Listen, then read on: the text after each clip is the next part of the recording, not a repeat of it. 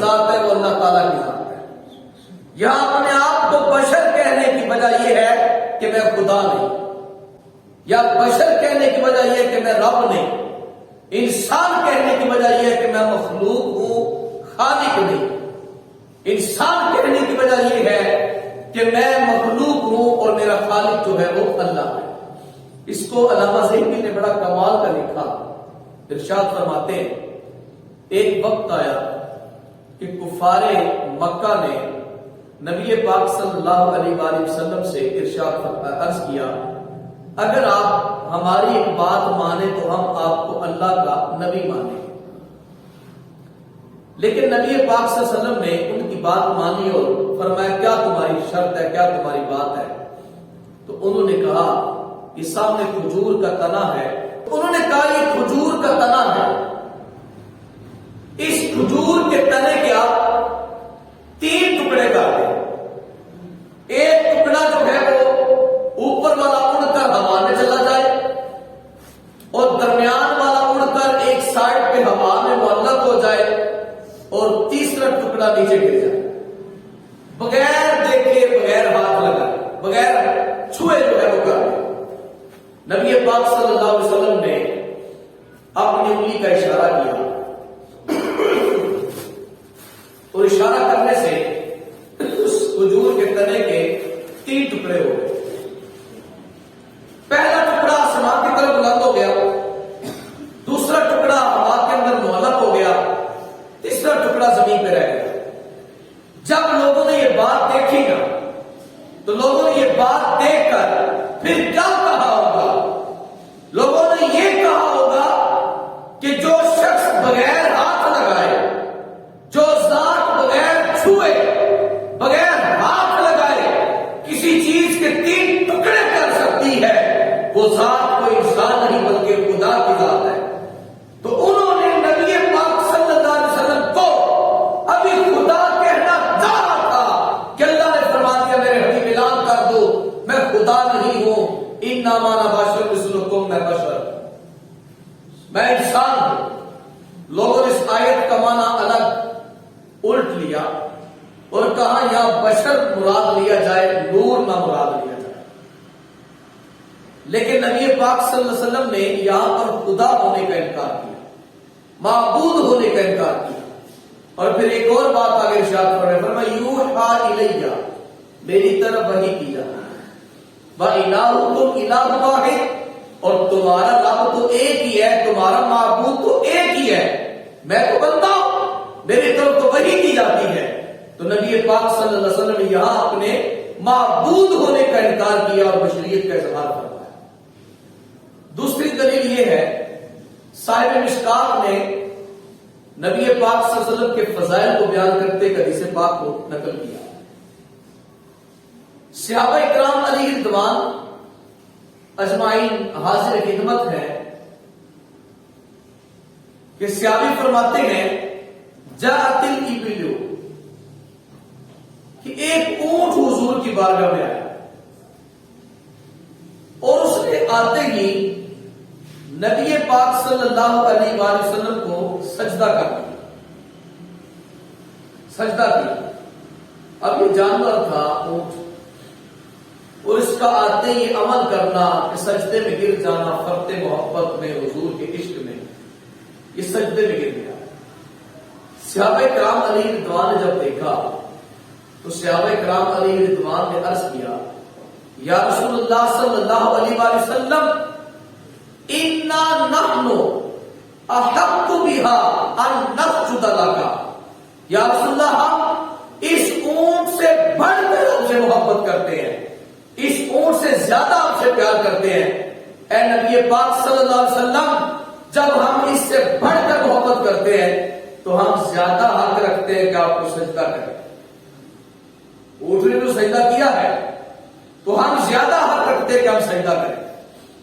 تو نبی پاک صلی اللہ علیہ وآلہ وسلم نے ارشاد فرمایا اگر خدا کے بعد کسی کو سجدہ جائز ہوتا، اگر رب العزت کے بعد کسی کو سجدہ جائز ہوتا تو حضور ارشاد فرماتے ہیں انی امرت امرأۃ ان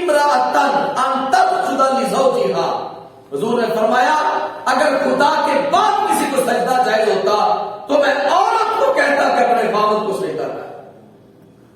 اب یہ حدیث ہمارے سامنے ہے. صحابہ کی فرد محبت بھی ہمارے سامنے ہے. صحابہ کا انداز عشق بھی ہمارے سامنے ہے. صحابہ کی عقیدت کے اجالے بھی ہمارے سامنے ہیں. اونٹ کا سجدہ دیکھ کر صحابہ سجدے کرنے پہ وہ ابھر آئے, سجدے کرنے پہ جو ہے وہ راضی ہو گئے اور سجدہ کرنے کی اجازت مانگی. نبی پاک صلی اللہ علیہ وسلم نے جب انہیں منع کیا تو اللہ نے یہ قرآن میں فرمایا ہوگا میرے حبیب قل انما انا بشر مثلکم, ان سے کہہ دو میں تمہاری طرح کا انسان ہوں, میں رب نہیں. تو پتہ چلا اس آیت سے کہ اس آیت کے اندر بشریت کا اظہار کیا ہے, نورانیت کا انکار نہیں کیا. نبی پاک صلی اللہ علیہ وسلم نے یہاں بشریت کا اظہار کیا, نورانیت کا انکار نہیں کیا. اگر یہاں پر نورانیت کا انکار ہوتا تو اللہ خود آیت میں آگے ارشاد فرماتا کہ میرے حبیب ان سے کہہ دو انما انا بشر مثلکم ولا انا نور, ان سے کہہ دو کہ میں تم جیسا بشر ہوں, میں نور نہیں ہوں اور نہ ہی میری حقیقت نور ہے. بلکہ حضور نے نور کا ذکر نہیں کیا, اپنی بشریت کے بعد رب کی عبودیت, رب کی معبودیت کا ذکر کیا اور فرمایا کہ میں بشر ہوں, اللہ خالق ہے, میں مخلوق ہوں, وہ خالق ہے, میں بندہ ہوں, وہ رب ہے. اس لیے سجدے مجھے نہ کرو, خدا مجھے نہ مانو, خدا ایک ہی ہے, میں تم جیسا بشر ہوں یعنی میں معبود نہیں. تو ہمارا عقیدہ چونکہ الحمدللہ کہ حضور کی حقیقت نور ہے, حضور حقیقی طور پر نور ہے, لیکن دنیا کے لیے, لوگوں کے لیے اللہ نے ان کو لباس بشریت پیدا کر دیا. اور ہمارا یہ بھی عقیدہ ہے کہ جو شخص حضور کی بشریت کا انکار کرے وہ سرے سے کافر ہے, اس لیے کہ نص قطعی سے ثابت ہے کہ حضور بشر ہے. حضور کی انسانیت کا انکار نہیں کر سکتا, لیکن حقیقت حضور کی نور ہے. اس پر ایک اور آپ کو دلیل دینا چاہتا ہوں. جیسے قرآن مجید کے اندر حضرت عیسیٰ علیہ السلام نے اعلان کیا اور فرمایا انی ابرئ الاکمہ والابرص واحیی الموتى باذن اللہ وانبئکم بما تاکلون وما تدخرون فی بیوتکم. تم میرے پاس مردہ لے کر آؤ, میں اللہ کے حکم سے زندہ کروں گا. تو میرے پاس اندھا لے کر آؤ, میں اسے آنکھیں دوں گا. تو میرے پاس کوڑ کی بیماری والا لے کر آؤ, میں ہاتھ لگاؤں, اللہ شفا دے گا. اور جو تم گھروں میں کھاتے ہو وہ بھی, اور جو تم جمع کر کے آتے ہو گھروں کے اندر, میں اپنے ممبر پہ بیٹھ کے تمہیں بتاؤں گا تم کیا کھا کر آئے اور کیا جمع کر کے آئے. جب انہوں نے اس بات کا دعویٰ کیا تو بڑے بڑے لوگوں نے اس طرح اسلام کو خدا مانا, بڑے بڑے لوگوں کو خدا مانا, یہاں تک کہ بعض نے نعوذ باللہ خدا کا بیٹا کہا, اور مریم علیہ السلام کو نعوذ باللہ بعض نے خدا کی بیوی کہہ دیا, اللہ یعوذ باللہ. لیکن اللہ فرماتا ہے کہ یاد رکھو میں ایک ہی معبود ہوں, مریم اور عیسیٰ میری مخلوق ہے. اب خود حضرت عیسیٰ علیہ السلام نے اعلان کیا اور کہا انی عبد اللہ, کہا میں اللہ کا بندہ ہوں, بے شک میں اللہ کا بندہ ہوں. اپنی عبدیت, اپنے بندے ہونے کا اعلان کیا. کیوں اعلان کیا؟ اس لیے اعلان کیا کہ لوگ مجھے خدا نہ سمجھیں, کیونکہ نبی کے ہاتھ سے ایسا ایسا عمل ظاہر ہوتا ہے, نبی کے ہاتھ سے ایسا ایسا معجزہ ظاہر ہوتا ہے کہ وہ ہے تو بندہ لیکن کام خدا والے کا نہ ہوتا ہے. اس لیے اس پر رب کی عطا اور رب کا فضل ہوتا ہے. تو جب لوگ یہ دیکھتے ہیں تو لوگ حیران ہو جاتے ہیں کہ یہ کوئی بندہ نہیں, کوئی انسان نہیں ہے, بلکہ یہ خدا ہے. اس کی مثال آپ دیکھ لیں کہ حضور صلی اللہ علیہ وسلم ایک پہاڑ کے اوپر تشریف فرما ہو اور کافر کہیں کہ آپ چاند توڑ دیں تو ہم آپ کو نبی مان لیں گے, تو نبی پاک صلی اللہ علیہ وسلم انگلی کا اشارہ کرے اور چاند ٹوٹ جائے, انگلی کا اشارہ کرے اور سورج مڑائے. اور پھر یہ عالم مقام حدیبیہ پر وہ حدیث پاک جہاں 1500 صحابہ تھے, تو حضرت جابر رضی اللہ تعالیٰ فرماتے پانی کی قلت ہو گئی. جب پانی کی قلت ہوئی, کہیں سے پانی ملا ہی نہیں, ہم نے سارے مشکیزیں نچوڑے، سارے برتن دیکھے، پانی کہیں نہیں، لیکن نبی پاک صلی اللہ علیہ وسلم کے مبارک برتن پیالے کے اندر تھوڑا سا پانی تھا۔ ہم نے عرض کیا رسول اللہ لیس عندنا ماء، ہمارے پاس پانی نہیں ہے، وعندک ماء، اور آپ کے پاس ہے، یا رسول اللہ ہم کیسے وضو کریں اور کیسے پانی پئیں، کہاں سے پئیں؟ تو صحابہ کہتے ہیں نبی پاک صلی اللہ علیہ وسلم نے کیا کیا، فَأَدْخَلَ يَدَهُ فِي رُكْبَتِهِ، حضور نے اپنے ہاتھ کو اپنے پیالے کے اندر، یہ رکبتوں کا معنی لوٹا بھی ہے برتن بھی ہے، لیکن مجھے پیالہ لفظ زیادہ پسند آیا، حضور نے اپنے پیالے کے اندر ہاتھ ڈالا۔ صحابہ کہتے ہیں یفور من بین اصابعہ، فرمایا حضور کی انگلیوں کے درمیان سے پانی جاری ہو گیا، کل امثال العیون، جیسے چشمے نکلتے ہیں یوں حضور کی انگلیوں سے پانی نکلنا شروع ہوا۔ کہتے ہیں نحن نتوضا بہا ونشرب بہا، کہتے ہیں ہم نے اس پانی سے وضو بھی کیا، پھر اس پانی کو پیا بھی، ہم نے اپنے مشکیزیں بھی بھر لیے۔ حضرت جابر سے کسی نے پوچھا بتاؤ تم کتنے تھے، کم تم کتنے تھے؟ تو انہوں نے کہا ہم اگر 1,00,000 بھی ہوتے تو وہ پانی ہمیں کافی تھا، لیکن ہم 1500 تھے، ہماری تعداد 1500 تھی، لیکن اگر ہم 1,00,000 بھی ہوتے تو پانی کافی ہوتا۔ تو ذرا سوچئے زمانے والوں نے جب دیکھا ہوگا کہ یہ شخص کو اپنی انگلیوں سے پانی چلا دیتا ہے تو کسی نے انسان مانا ہوگا، کسی نے انسان ہونے کا دعویٰ کیا ہوگا، بلکہ یہ تو انسان کی عقل ہی نہیں مانتی کہ انگلی سے چشمے نکل جائے۔ اور 1500 آدمی وضو بھی کرے، جانوروں کو بھی پلائے، بچوں کو پلائے، اور خود بھی پیے اور خود بھی وضو کرے، مشکیزیں بھی بھر لے، اور پھر حضور اپنا ہاتھ پر پیالے سے باہر نکالے اور پانی بند ہو جائے۔ جس نے دیکھا ہوگا اس نے کب کہا ہوگا یہ انسان ہے؟ دیکھنے والوں نے خدا مانا ہوگا، دیکھنے والے خدا کا تصور کرتے ہوں گے، لیکن اللہ نے قرآن میں پہلے کہہ دیا میرے حبیب کل انما انا بشر مثلکم، لوگوں میں اعلان کر دو لوگوں میرے معجزات، میرے کمالات اور میری صفات دیکھ کر کہیں مجھے خدا نہ مان لینا، میں تم جیسا بشر۔ یہاں پر خدا ہونے کا انکار ہے، نورانیت کا انکار نہیں۔